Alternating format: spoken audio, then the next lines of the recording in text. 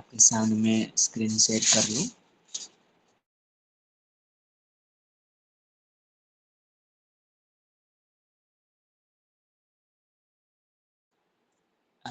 Last हम लोग कहाँ पर थे, क्या बताया था, क्या पढ़ाना है, मुझे बताओ प्लीज। सर आपकी आवाज नहीं आ रही।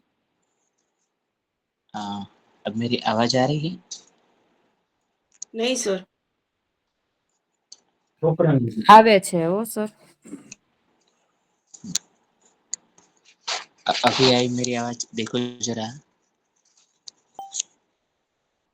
हाँ सर, सही से आ रही है आवाज। 15 तक हमने पढ़ा था, श्लोक नंबर 15 तक। श्लोक नंबर 15 तक हमने पढ़ा था।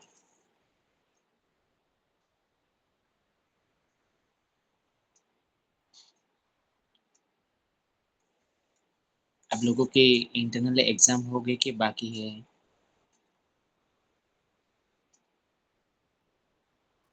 सर वैसे थोड़े से सबकी नहीं हुई है, जो नहीं आए थे कल उनकी नहीं हुई है। अच्छा,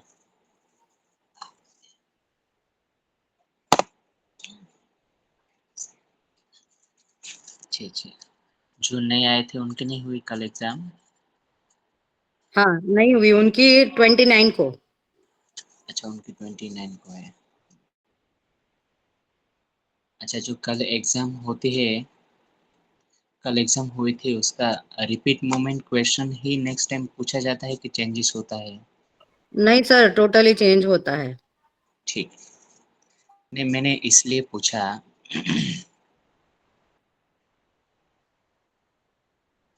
तो कल आपकी एग्जाम कौन सी हुई थी?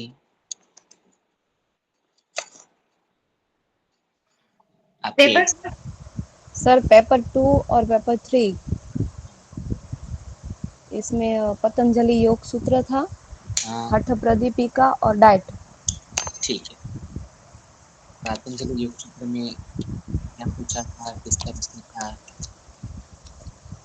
ऐसा पूछा था, 5 सिद्धियों के नाम बताइए और एक सिद्धि को वर्णन कीजिए।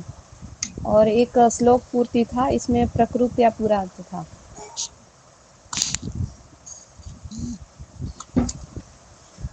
पूर्तिया पूरा करके श्लोक था, ठीक है। हाँ, और निर्वाण था, निर्वाण जी। निर्वाण चित्त, ठीक है, हम्म। ठीक है।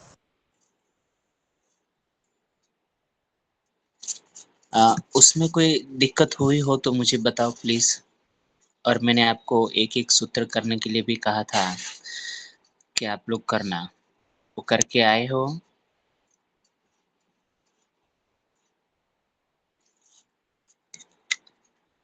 मैंने आपको एक एक सूत्र करने के लिए कहा था, वो करके लाए हो?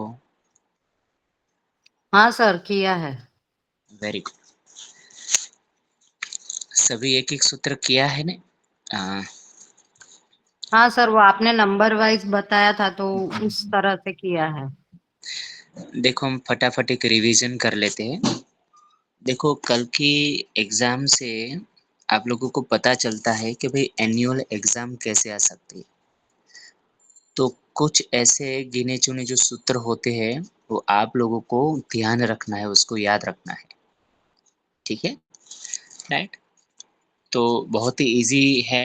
1 से 15 सूत्र की हम लोगों ने बातचीत की थी, एक बार हम लोग रिवीजन कर लेते थे, फिर आगे की यात्रा हम लोग करेंगे। चलो, फर्स्ट नंबर कौन थे? ऐसे हमने रखा था ना फर्स्ट। वैशाली बावलिया सर। हम्म, बोलो बेटा, आपका सूत्र कौन सा था?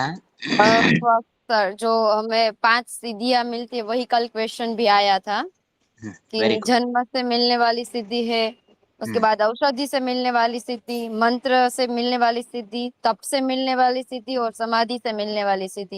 ये पांचों सिद्धियां रहती है जो हमें इसी पांचों में से हमें अलग अलग सिद्धियां प्राप्त होती है। जन्म से कैसे होती है, तो जन्म से बोलते हैं कि हमारे पिछले जन्म के जो भी कर्म कुछ बाकी रह गए, हमारी इच्छाएं बाकी रह गई हो, हम्म, तो वो हमें उसके लिए हमें नया जन्म मिलता है और वो जो हमें वहां से ही हमें कुछ सिद्धियां प्राप्त होके ही आती है, वो जन्म से मिलने वाली सिद्धि है।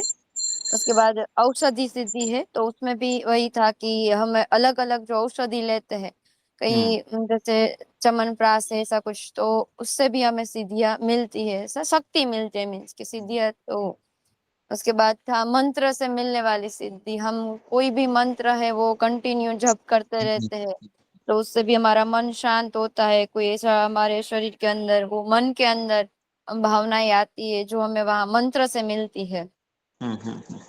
और उसके बाद तप से मिलने वाली सिद्धि, तो तप में हम कुछ भी कठिन कार्य करते हैं निस्वार्थ भाव से, तो उससे भी हम दृढ़ बनते, हमारा मन दृढ़ हो जाता है, तो वो भी एक सिद्धि है ऐसा।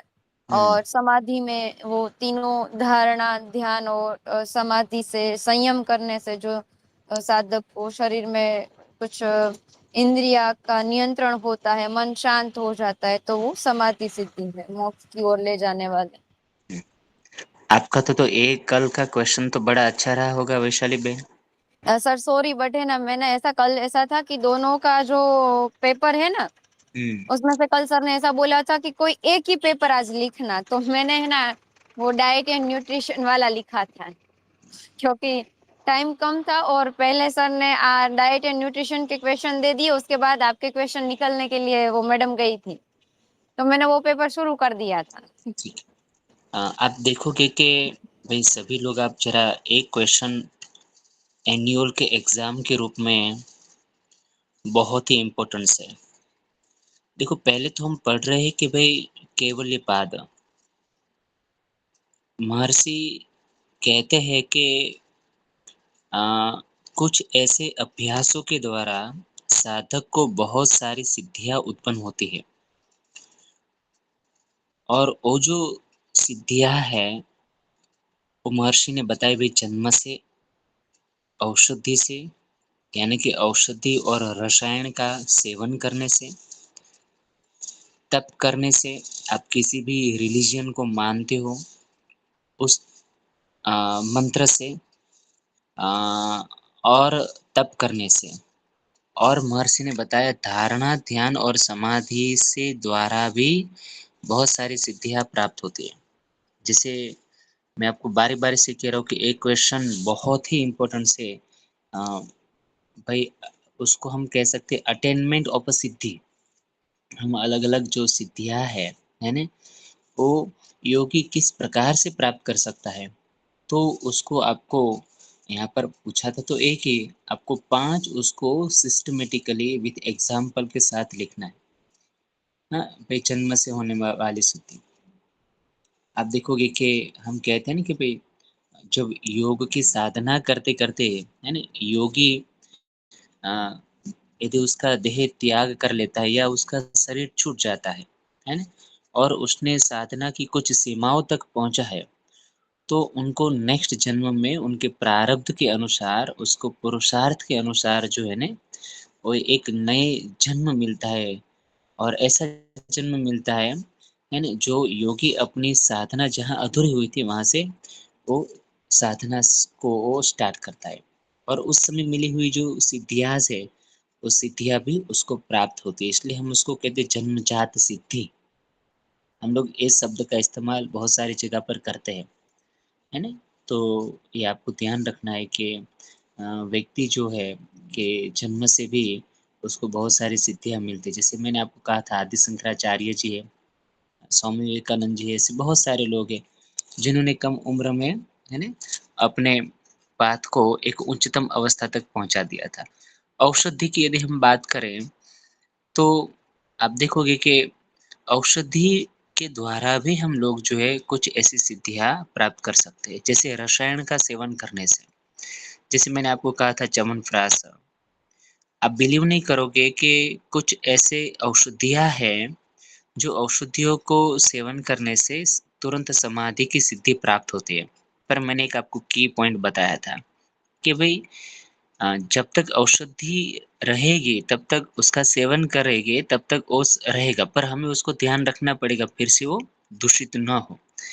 इसलिए महर्षि ने यहाँ पर बताया गया कि हम जो भी, है ना, भोजन करते हैं, है ना, वो भी एक औषधि के ही समान है ना? तो ये भी आपको यहाँ पर ध्यान रखने की ज़रूरत है।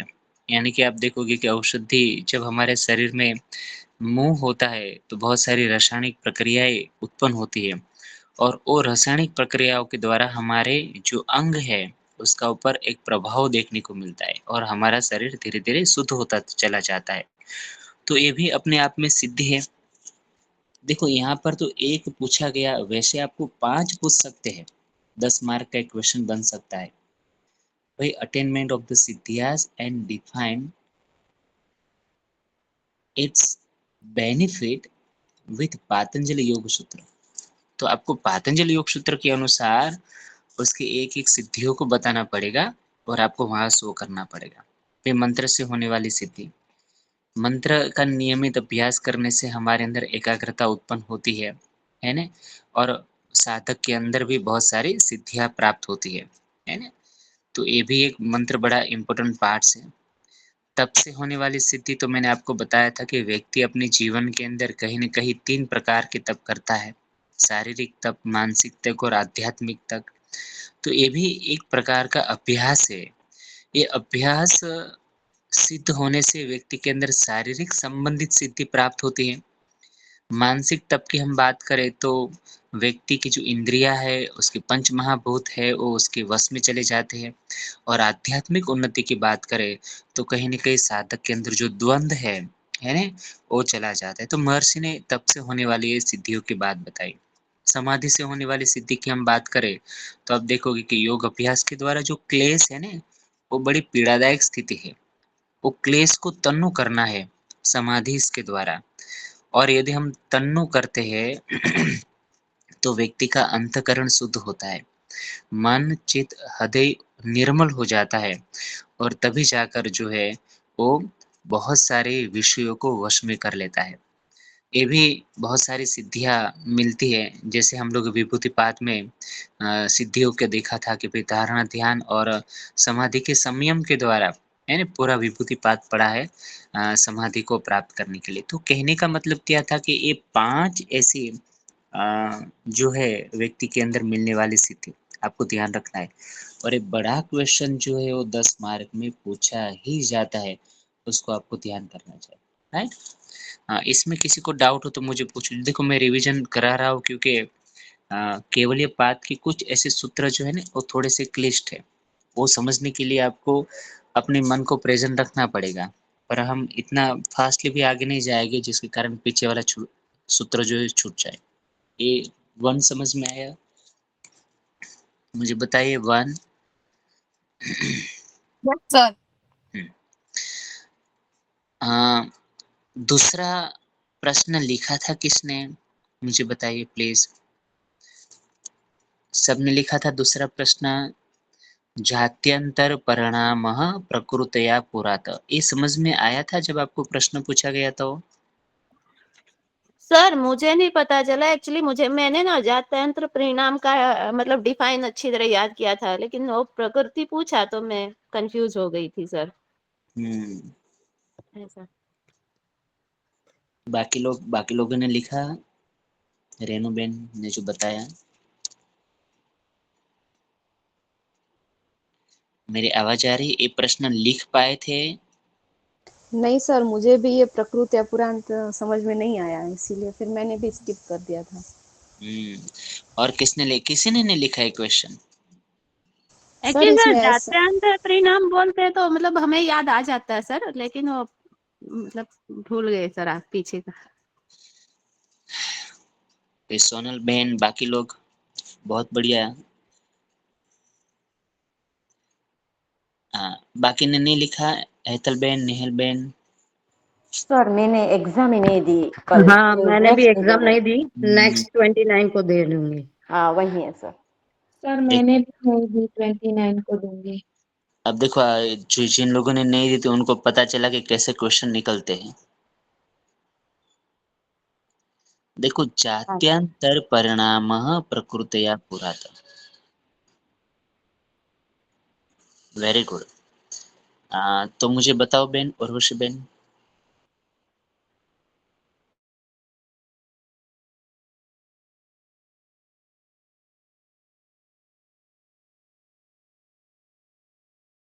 चली गई।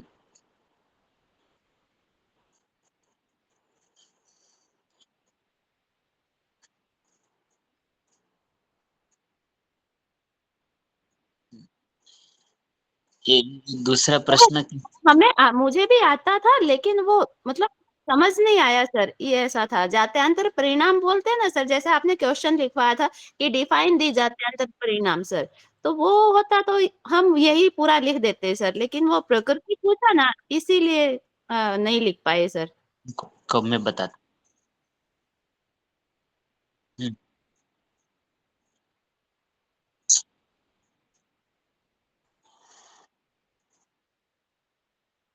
हम्म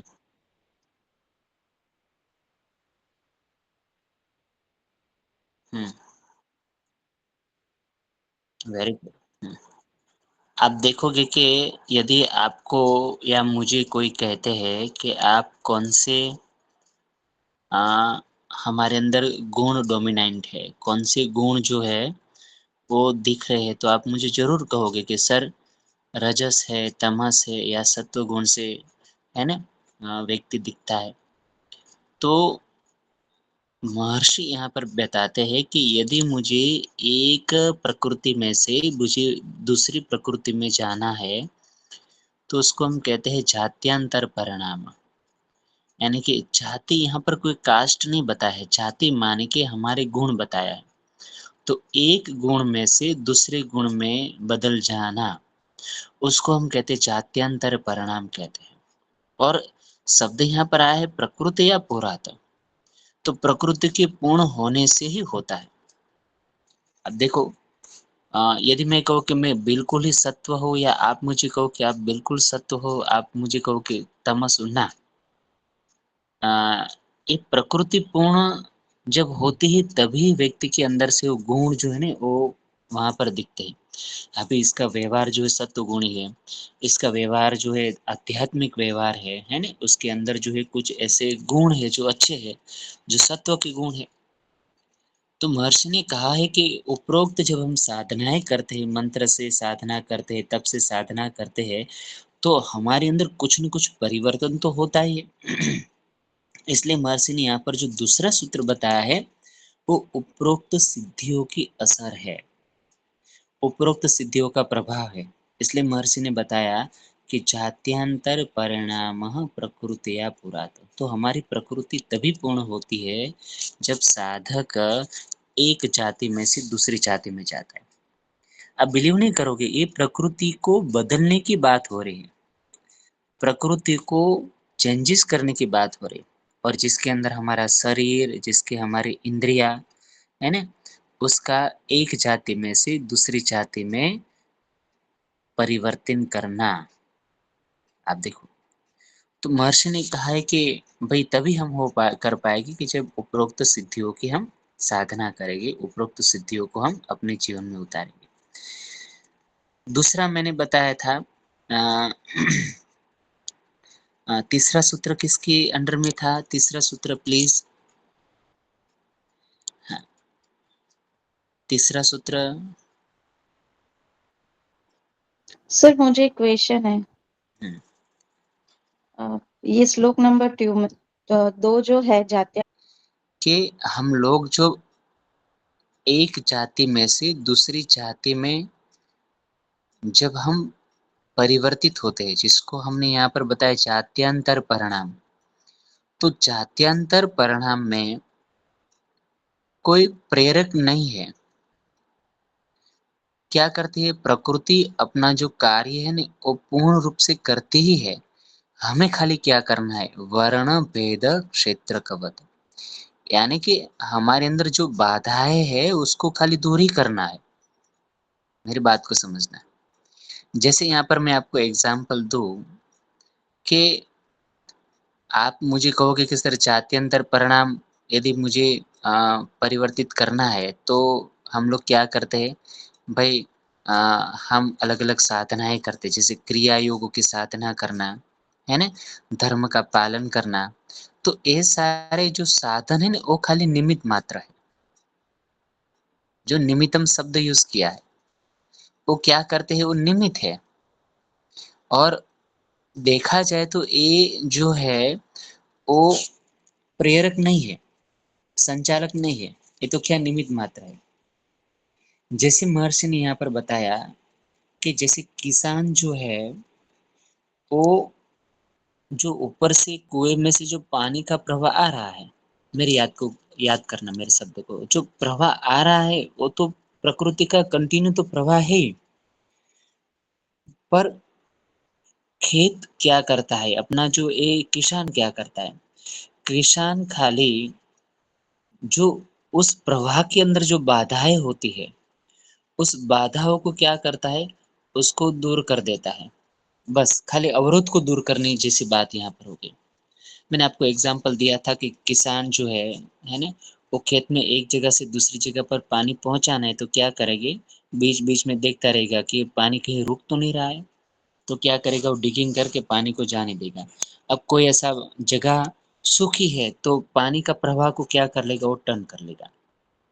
तो महर्षि ने यहाँ पर बताया कि भाई सत्व रजस तमस तीनों गुण में प्रकृति तो है ही है, पर उसको हमें क्या करना है, उसको डाइवर्ट करना का ही जरूरत है। अच्छा, यदि मैं आपको पूछूं कि हमारे अंदर अच्छाई नहीं है क्या, आप मुझे जरूर कहोगे हाँ सर हमारे तो अंदर अच्छाई है, तो बुरी चीजों को यदि है तो उसको डाइवर्ट करके अच्छी चीजों में परिवर्तित करना है। इसलिए महर्षि ने कहा कि उपरोक्त जो साधन मात्र है वो क्या है, खाली निमित्त मात्र है, पर हमें क्या करना है, हमारे जीवन के अंदर जो बाधाएं है ना, वो उसको दूर करना ही है, ये निमित्त साधनों के द्वारा अवरोध दूर कर देना है, आप तुरंत अच्छे हो जाओगे। एक मैं बड़ी अच्छी बात बताऊं कि अष्टावक्र जो एक बड़े संत थे और जनक जी, उन दोनों के बीच में संवाद हुआ। जनक जी ने जनक जी ने कहा कि भाई मुझे तुरंत ही मोक्ष चाहिए। अष्टावक्र जी ने कहा कि हम आपको तुरंत ही मोक्ष प्रदान कर देंगे, बोलो अब बताओ। तो जनक जी सरप्राइज हो गए कि भाई बड़े बड़े संत महात्माएं जो है ना, वो बड़े बड़े संत महाए इतने साल बीत जाते तभी इस स्थिति तक नहीं पहुंच पाती, आज वह अष्टावक्र जी कहते कि भाई हमें तुरंत मोक्ष चाहिए, है ना, एक कैसे दिला सकते हैं। तो अष्टावक्र जी ने बड़ा अच्छा शब्द बताया कि खाली आपकी जो परेशानियां है, आपकी जो हाँ क्लेश की अवस्था है, उससे आप तुरंत मुक्त हो जाओ, तुरंत ही आपको मोक्ष मिल जाएगा। तो ये बड़ी यहाँ पर उन्होंने अच्छी बात बताई कि हमारे अंदर जो ऑब्स्टिकल है उसको खाली दूर ही करना है, प्रकृति अपना काम करते ही है।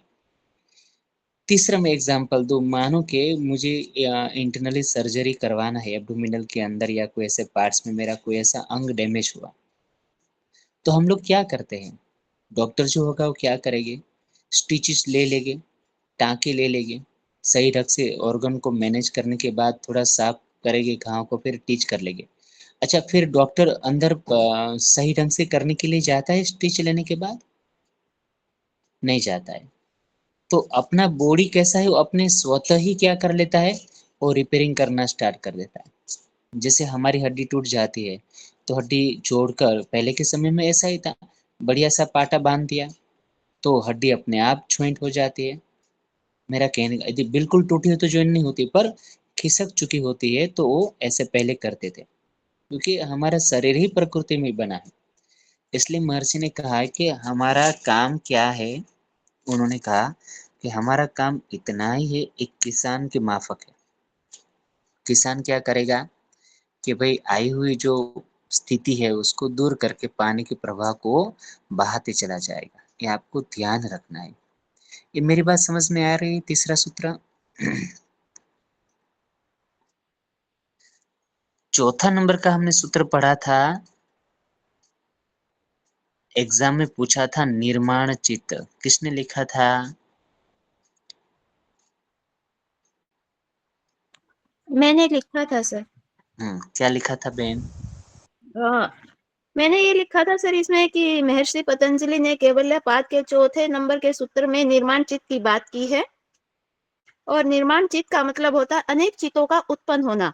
जब अनेक शरीरों का निर्माण करता है तब अस्मिता के प्रयोग के द्वारा ही कर पाता है, और मतलब जब अनेक शरीरों का निर्माण करता है तब अस्मिता का प्रयोग करके अनेक चित्त का भी निर्माण कर लेता है सर। देखो, ये था सर जब मैंने भी लिखा था। हाँ बोलो निशा बेन। हाँ, जैसे कि चित्त का उपादान है वो अस्मिता से होता है। जैसे हम अलग अलग कार्यों में रहते हैं तो हमारा चित्त अलग अलग जगह पे हम बांट देते हैं, लेकिन हमारा चित्त तो एक ही है। अलग अलग जगह पे रहने से हमारा चित्त वहां पे बढ़ जाता है। देखो एग्जाम में जब आप लिखो तो हमेशा मेरी बात को याद रखो, शुरुआत हमें ऐसे करनी चाहिए, निर्माण चित्त। ये मानो कि प्रश्न पूछा गया तो आपको देखो अच्छी स्कोरिंग लाने की मैं बात बताना चाहता हूँ। अब यहाँ पर लिखना है कि महर्षि पतंजलि जी ने केवल ये पाद में निर्माण चित्त का वर्णन चौथे सूत्र में किया गया है। हाँ तो सर, ऐसे तो लिखा है। और पेंसिल से है ना, पेंसिल से बेन, पेंसिल से केवल ये पाद के नीचे अंडरलाइन करो और चौथे नंबर के सूत्र के नीचे अंडरलाइन करो। तो आपने रेफरेंस दे दिया। फिर नीचे की लाइन में लिखना है कि महर्षि ने बताया कि निर्माण चित्त जो है उसका वर्णन सूत्र के द्वारा उन्होंने बताया। अब फिर यदि सूत्र आता हो तो लिखिए निर्माण चितानि अस्मिता मात्रत। तो महर्षि कहते हैं कि चितानि यानी कि अनेकों चित्त की उत्पत्ति होती है। हमारे मन में यहाँ पर प्रश्न ऐसा आएगा कि सर अनेकों चित्त कैसे हम निर्माण कर सकते हैं? तो महर्षि ने कहा कि अस्मिता नामक तत्व से। तो अस्मिता मानक क्या, अस्मिता अस्मिता माने कि क्या, संकल्प मात्र से। याद रखना मेरी बात को, हम जितने संकल्प करते हैं उतने ही हमारे अनेक चित्त का निर्माण होता है। अब फॉर एग्जाम्पल, हाँ देखो ये यहाँ पर मैंने बता दिया। फिर उसका ट्रांसलेशन लिखिए कि योगी जब अनेकों शरीर का निर्माण करता है तब वह संकल्प मात्र का प्रयोग करके अनेक चित्त का निर्माण करता है। तो आपने यहाँ पर ट्रांसलेशन लिख लिया। फिर आप नीचे लिखो एग्जाम्पल। आप देखोगे कि व्यक्ति अपने जीवन में बहुत सारे संकल्प करते हैं और उस संकल्प में व्यक्ति बंध जाता है और जिसके कारण जो है उनके अंदर अनेकों चित्त का जो है ना वो निर्मित होना स्टार्ट हो जाता है। जैसे मैंने आपको एक एग्जांपल दिया था कि जब हम हर एक अलग-अलग जगह पर काम करते हैं, आप देखोगे कि घर पर हम अलग हमारा बिहेवियर होगा, बाहर हमारा अलग बिहेवियर होगा, जॉब में हमारा अलग बिहेवियर होगा। तो कहने का तात्पर्य क्या है, इस संकल्प मात्र से ही शरीर तो हमारा एक ही है, पर संकल्प मात्र से हम लोग क्या, हाँ, बहुत सारे चित्तों का हम निर्माण करते हैं। अब जैसे मैंने यहाँ पर मैं आपको पढ़ा रहा हूँ, तो अभी मेरा कंसंट्रेशन पढ़ाने में ही है, तो एक चित्त का निर्माण हुआ। तो फिर आज बाहर जाना है, तो फिर दूसरे चित्त का निर्माण हुआ। तो संकल्प मात्र से, क्योंकि मुझे यहाँ पर जाना ज़रूरी था। तो कहने का तात्पर्य महर्षि बताते हैं कि शरीर एक ही है, पर हम संकल्प मात्र से बहुत सारे चित्तों का निर्माण करते हैं और इसके द्वारा हम लोग बहुत सारे अलग-अलग व्यवहार भी करते हैं। तो ये एग्ज़ाम पॉइंट ऑफ व्यू भी निर्माण चित्त बड़ा ही इम्पोर्टेंट है, जो आपको ध्यान रखना है। ठीक है? राइट? फिर मैंने देखो ये याद रखो, सूत्र नंबर 3, सूत्र नंबर सूत्र नंबर 4, सूत्र नंबर 5 और सूत्र नंबर जो है, हाँ, 4 और 5 ये दोनों सूत्र जो है ना वो कहीं न कहीं जुड़े हुए सूत्र हैं। मैंने आपको बताया था कि भई प्रवृत्ति भेदे प्रयोजकम चित्मेक मेने केशाम। यहाँ पर बड़ी अच्छी बात बताई, चित अनेकेशाम। चित तो एक ही है, अनेकेशाम की स्थिति वहां पर पैदा होती है, महर्षि कहते हैं। तो आप देखो प्रवृत्ति भेदे, तो मैंने आपको बताया था कि अलग अलग क्रियाओं में अनेकों चित्त के संचालन करने वाला एक ही चित्त है। यदि कोई पूछे आप कैसे कह सकते हो कि अनेकों चित्त है, ना अनेकों चित्त का यहाँ पर मतलब नहीं है, तो अनेकों चित्त नहीं है, चित्त तो एक ही है, पर उसको संचालन करने वाली जो है वो अलग अलग क्रियाएं है हाँ, प्रवृत्ति भेद है। आप लोगों के पास मानो कि खाली निर्माण चित्त 5-4 मार्क में पूछा गया और आपके पास उसका जवाब नहीं है मानो, तो आपको कुछ ऐसे एग्ज़ाम्पल, कुछ ऐसी बातें जो है वो सूत्र नंबर 4.5 में से आप ले सकते हो। प्रवृत्ति भेद है। व्यक्ति बहुत सारी क्रियाएँ अलग-अलग करता है, जैसे योग करना, जॉब में जाना, भोजन लेना, गार्डन में जाना, हाँ, बाहर घूमने के लिए जाना, ये बहुत सारी क्रिया है। तो बहुत सारी क्रिया में अनेकों चित्त होते हैं, है ना? उसका संचालन करने वाला एक ही चित्त है ना? तो ये एग्ज़ाम्पल मानो कि इधर-उधर का एग्ज़ाम्पल दो और दिक्कत हो तो बेहतर है कि आप 4.5 नंबर की कुछ बातें जो है वहाँ पर लिख सकते हो। तो महर्षि ने बताया बड़ी अद्भुत बात कि अलग-अलग क्रियाओं के द्वारा हम अनेक चित्तों का निर्माण करते हैं, है ना? पर ये सारी क्रियाओं का, ये सारी वृत्तियों को संचालन करने वाला यदि कोई है, तो व्यक्ति का एक ही चित्त है जो आपको ध्यान रखना चाहिए, ठीक है? फिर मैंने आपको कर्म के बारे में बताया था, तो ये भी बहुत ही इम्पोर्टेंट प्रश्न है, याद रखना कर्म और वासना। मैंने कहा था कि कर्म शुक्ल कृष्णम योगिन त्रिविधा निरेशाताम। देखो उन्होंने बड़ी अच्छी बात बताई। जो योगीन कर्म, जो योगी के जो कर्म होते हैं, वो कैसे होते हैं? अशुक्ल और कृष्ण होते हैं, जो पुण्य और पाप रहित कर्म होते हैं। इतरेषाम त्रिविधम। तो और योगी के सिवाय जितने भी लोग हैं, जैसे हम सभी लोग हैं, उसके 3 प्रकार के कर्म होते हैं, जो शुक्ल कर्म, कृष्ण कर्म और शुक्ल कृष्ण कर्म। ये आपको ध्यान रखना है। योगी के कर्म पाप रहित होते हैं। योगी के कर्म जो है निष्काम वाले कर्म होते हैं और दूसरे लोगों से भिन्न होते हैं। तो दूसरे लोगों के कर्म कैसे हो गए, आप मुझे पूछ सकते हो। तो मैंने बताया दूसरे लोगों के जो कर्म होते हैं कैसे होते हैं, वो पाप वाले कर्म होते हैं जिसको हम कहते हैं कृष्ण कर्म। जो पुण्य वाले कर्म होते हैं जिसको हम कहते हैं शुक्ल कर्म, मैंने बताया था। जो कृष्ण कर्म होते हैं जिसमें पाप पुण्य दोनों कर्म होते हैं। तो ये आपको ध्यान रखना है। अब आप देखोगे कि यदि योगी के जब हम कर्म करते हैं, तो हमारे अंदर वासना पैदा नहीं होती है। मैंने आपको बताया था, याद रखो। महर्षि ने बताया है, आप जो 4.8 नंबर के सूत्र में देखोगे, ये भी 10 मार्क का क्वेश्चन पूछा जा सकता है कि डिफाइन द कर्म अकॉर्डिंग टू पातंजलि योग सूत्र। तो आपको उसको सिस्टमेटिकली लिखना है। फिर ऐसा भी पूछ सकते हैं कि भाई वासना व्यक्ति के अंदर कैसे पैदा होती है पातंजलि योग सूत्र के अनुसार। हाँ, तो महर्षि ने बड़ी अच्छी बात बताई वासना का सूत्र। उन्होंने कहा कि तत दत विपाक अनुगुणानाम एव वासनानाम अभिव्यक्ति। उन्होंने बड़ी अच्छी बात बताई। तत् का मतलब क्या होता है कि यदि कोई व्यक्ति उपरोक्त 3 प्रकार से अपनी क्रियाओं को करता है। कौन सी क्रियाएं 3? जैसे मैंने अभी बताया भाई, शुक्ल कर्म, कृष्ण कर्म और शुक्ल कर्म से व्यक्ति अपनी क्रियाओं के द्वारा जो कार्य करता है, तो उसका जो उद्देश्य क्या होता है? विपाक अनुगुणानाम। तो वो कर्म फल की इच्छा में ही उनका मन रहता है, भोगों के अनुरूप ही होता है। और जिसके कारण महर्षि कहते हैं वासनानाम अभिव्यक्ति, जिसके कारण महर्षि कहते हैं कि उसके अंदर क्या पैदा होता है? वासनाएं पैदा होती है, अभिव्यक्ति होती है। यदि मैं आपको पूछूं कि क्या हमारे कर्म अशुक्ल और अकृष्ण है?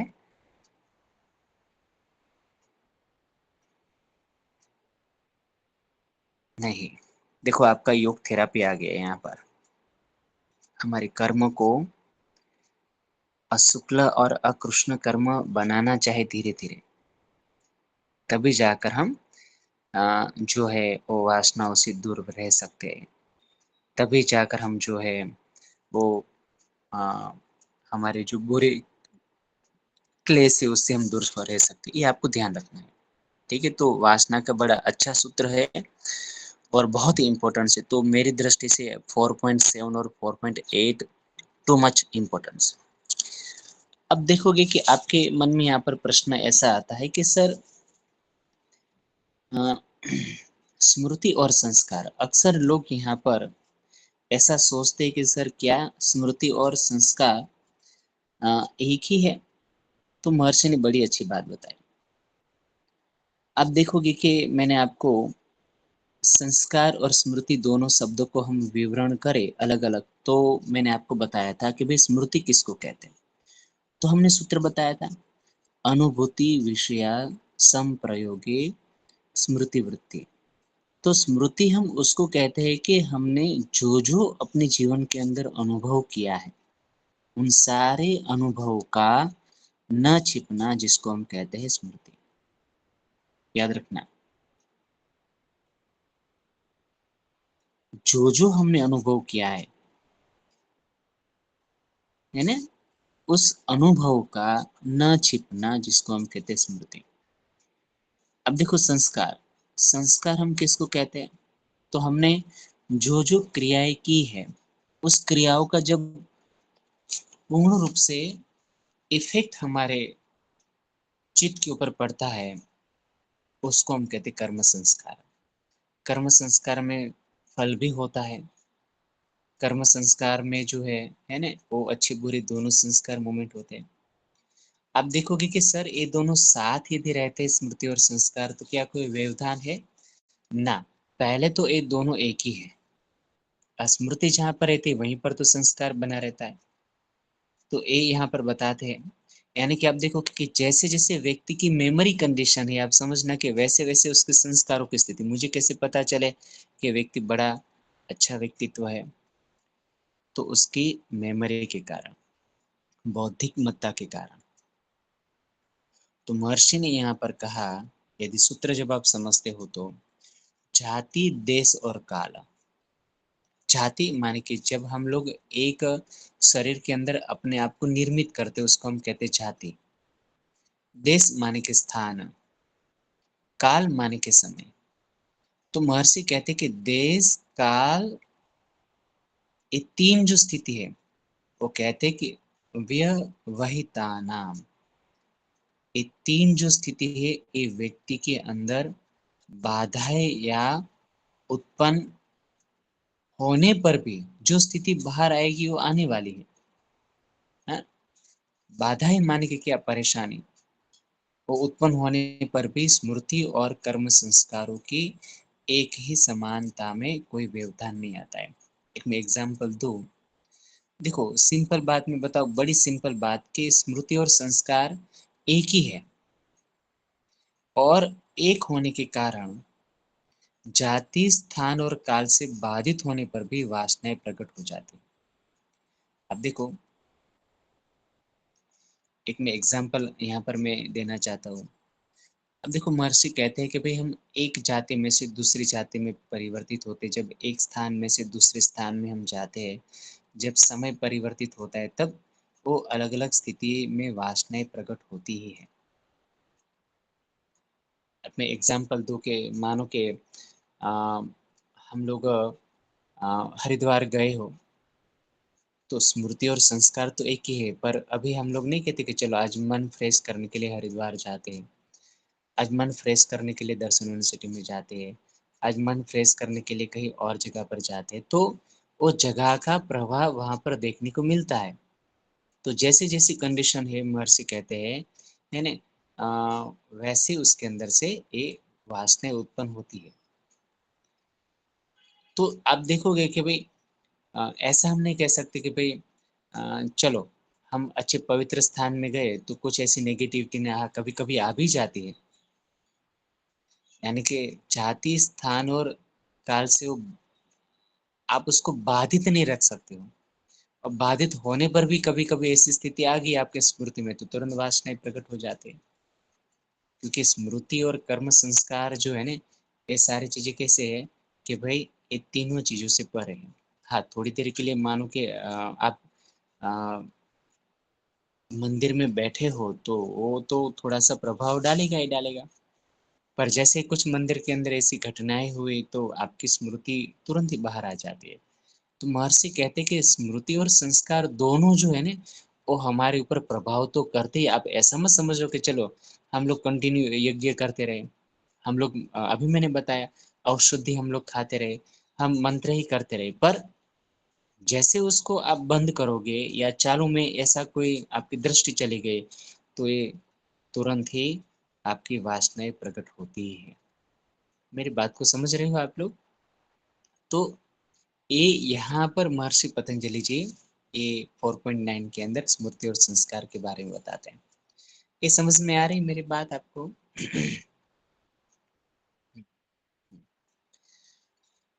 और आप देखोगे कि सर ये सारी चीजें जो है वो अनादिकाल से है, हमारे संस्कार। हाँ, महर्षि ने कहा है कि ताशाम अनादित्वम, यानी कि ये जितने भी संस्कार है, जो वासनाएं है, जो हमारे कर्माशय के अंदर है, वो अनादिकाल से, पक्का अनादिकाल से। जिसको वहां पर शब्द बताया है नादित्वम, यानी कि अनादित्वम, ये अनादिकाल से हमारे अंदर पैदा होता है। महर्षि कहते हैं कि आशीषो नित्यत्वात्, यानी कि जब तक आप मुझे कहोगे कि सर कब तक वो संस्कार मोमेंटेबल होते हैं, कब तक वो संस्कार बने रहते हैं, तो महर्षि ने बड़ी अच्छी बात बताई, आशीतः नित्यत्वात्, जब तक व्यक्ति के अंदर जीवित रहने की इच्छा है तब तक ये विद्यमान होता ही है। वेरी सिंपल बात।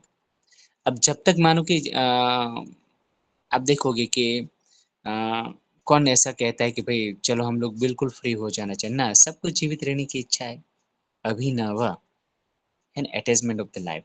और जब तक ये स्थिति है तो अपने आप में ये सारे जो संस्कार है, वासना है, वो पैदा होगी, पक्का पैदा होगी। क्योंकि उसमें तो व्यक्ति 3 तरह का ही कर्म करेंगे, शुक्ल कर्म करेंगे, कृष्ण कर्म करेंगे, शुक्ल कृष्ण कर्म करेंगे, है ना? तो महर्षि ने यही बात बताई यहाँ पर। तो कहने का तात्पर्य है कि ये जो वासनाएं है वो अनादिकाल से चली आती है, वो अनादिकाल का वो प्रवाह है। सर कब तक रहता है? जब तक व्यक्ति के अंदर जीवित रहने की इच्छाएं होती है ना, तब तक। याद रखना है। तो आप लोगों के मन में एक सवाल आता है कि सर आपने तो यहाँ पर बताया कि जब तक इच्छा रहती है जीवित होने के लिए तब तक व्यक्ति कर्म तो करता ही रहता है। हाँ बिल्कुल, और शुक्ल कर्म करेंगे, कृष्ण कर्म करेंगे, शुक्ल कृष्ण कर्म करेंगे।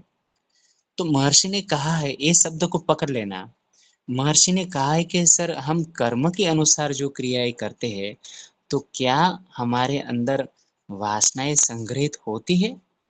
हाँ, यदि आपने ये 3 तरह से कर्म किए, पकड़ लेना मेरी बात को, तो आपके अंदर वासनाएं जरूर संग्रह होते हैं। आप कोई मुझे जरूर कह सकते हो कि सर मेरे अंदर तो ऐसी वासनाएं कब बनती है कब बिगड़ती पता नहीं चलता है। तो महर्षि ने बड़ी यहाँ पर डिक्टो कॉन्सेप्ट बताया कि जब आपके अंदर ये 3 स्थिति होगी तो वासनाएं प्रकट होती है। जब 3 स्थिति होगी तब आपके अंदर संस्कार बनते हैं। बाकी तो हम लोग सुबह से लेकर शाम तक इतने सारे क्रियाएं करते हैं, कुछ संस्कार बनते भी है, कुछ संस्कार बिगड़ते हैं। पर ऑथेंटिसिटी के हिसाब से देखा जाए तो महर्षि ने 3 शब्द यहाँ पर बड़े अद्भुत बताए। कौन से शब्द? याद रखना मेरी बात को। प्रश्न हमारा क्या था कि सर वासनाएं कैसे संग्रहित होती है, संस्कार कैसे पनपते हैं, कैसे संग्रहित होते हैं? देखो, संस्कार बुरे हो गए तो साइकोसोमेटिक डिजीज पैदा होना स्टार्ट होता है। वासनाएं यदि संग्रहित होती है, जिसको हम कहते हैं कुंठाएं, जिसको हम कहते हैं हमारे अनुकूल परिस्थिति न होना, है ना, किसको हम कहते हैं क्लेश। सर ये प्रकटीकरण इसका कैसा होता होगा, ये संग्रहित कैसे होती होगी वासनाएं? जब तक वासना है तो डिजीज है ही है। तो महर्षि ने 3 शब्द बड़े अद्भुत बताए। महर्षि ने यहाँ पर बताया हेतु फल आश्रयत्वम। याद रखना, हेतु, हेतु का मतलब यह है कारण। याद करो, मैंने आपको बताया था हे हेतु हानोपाय। किसी को याद है होनहार छात्र को? हे हेतु हानोपाय।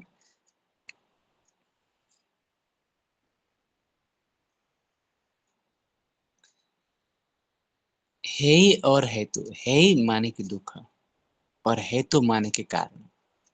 जब हम किसी भी चीज को कारण को जब हम ढूंढते हैं और कारण के साथ फल, उसके परिणाम की जब हम अपेक्षा रखते हैं, और उसके ऊपर हम आधारित होते हैं, तभी जाकर महर्षि कहते हैं कि हमारे अंदर चित्त की अंदर वासनाएं एकत्रित होती है।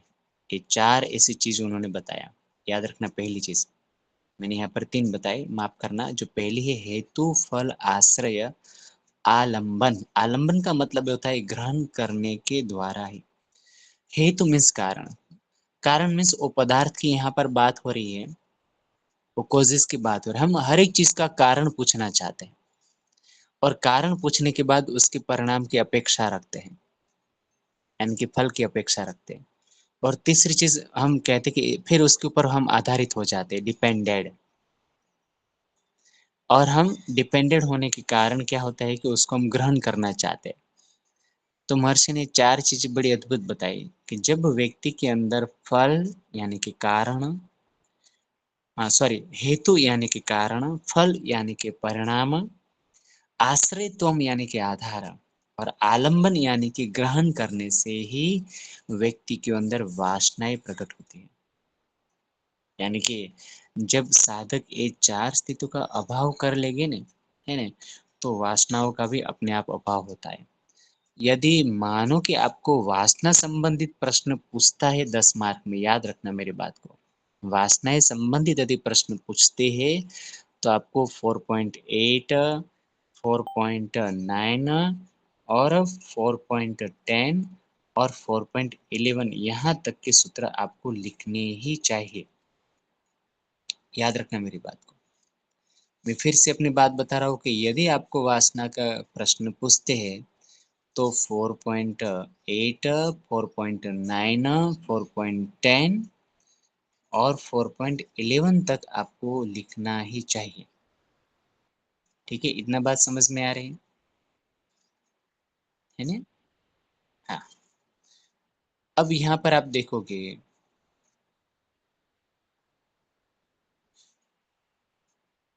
यहाँ पर आप देखोगे कि सर हम लोग जो है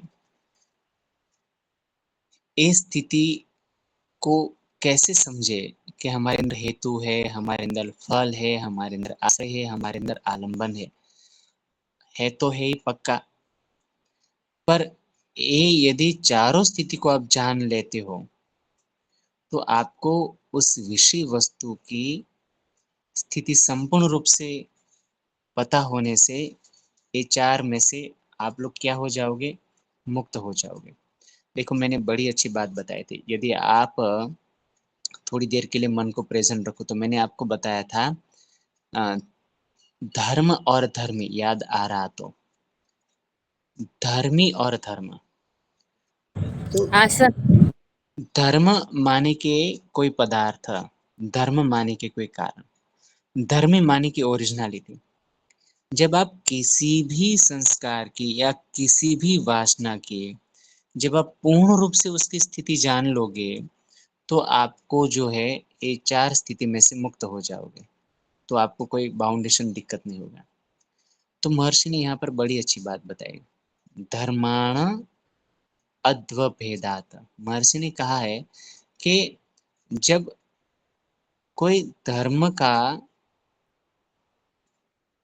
को हम क्या कहते, काल, है ना?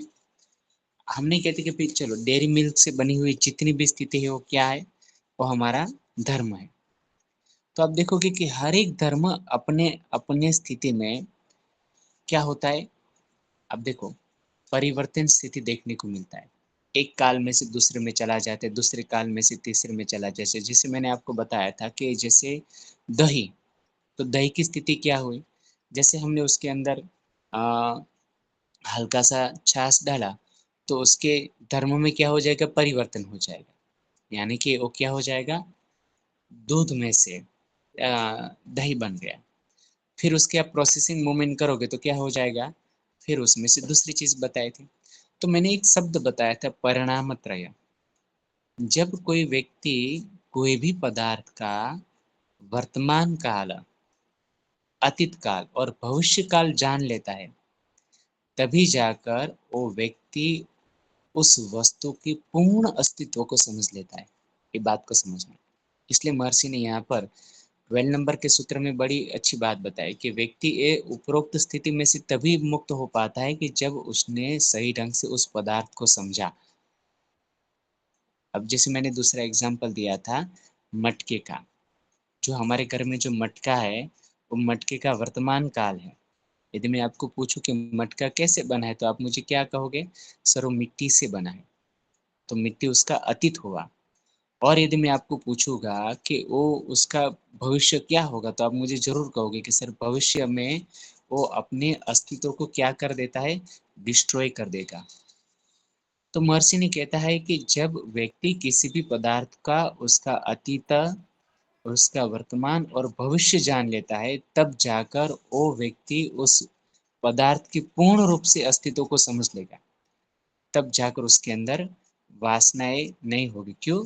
क्योंकि उसने समझ लिया है कि अभी हम लोग एग्जिस्ट ये चीज खा रहे हैं, है ना? तो हमें ये होने की संभावनाएं तो है ही, राइट? तो यहाँ पर मैंने आपको 12 तक के सूत्र को यहाँ पर हमने समझाया। ठीक है, मैं नेक्स्ट टाइम जो है वो 13, 14 से 15 3 का 13, 14, 15 3 का रिवीजन करके हम 15 के बाद आगे की यात्रा करेंगे। टोटल मैंने कितने सूत्र यहाँ पर आपको बता दिए थे? 15 सर, 15। हाँ, तो मुझे रिवीजन करवाने की जरूरत थी, है ना?